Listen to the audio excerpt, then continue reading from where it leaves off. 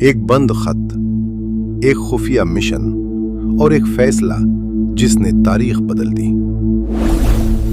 क्या आप जानते हैं इस्लाम का पहला जासूस कौन था?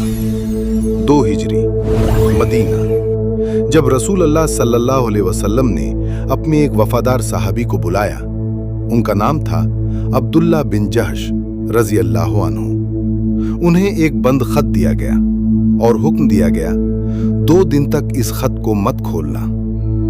2 दिन का सफर, न कोई सवाल, न कोई वजाहत, सिर्फ एक मिशन जिसका राज अभी तक छुपा हुआ था। जब 2 दिन गुजर गए तो खत खोला गया। इसमें लिखा था, नखला जाओ, कुरैश की नकलो हरकत पर नजर रखो और हमें इत्तला दो।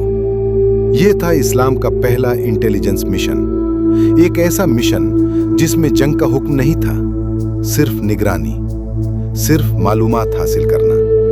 लेकिन फिर सब कुछ बदल गया। उन्होंने एक कुरैशी काफिला देखा और ये वो महीना था जिसमें लड़ाई मना थी। एक मुश्किल फैसला लिया गया, हमला हुआ, एक शख्स मारा गया और 2 को कैद कर लिया गया।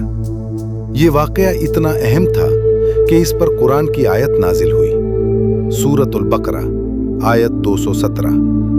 हुर्मत वाले महीने में लड़ना बड़ा गुनाह है, लेकिन जुल्म और फितना इससे भी बड़ा है।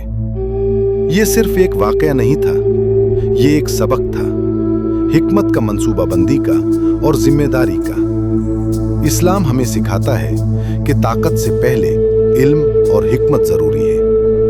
एक खत, एक सफर और एक फैसला जिसने दुनिया को यह सिखाया कि इस्लाम सिर्फ ताकत नहीं बल्कि हिकमत का दीन है। अगली वीडियो में हम जानेंगे इस्लाम के वो खुफिया मिशंस जो आपने पहले कभी नहीं सुने।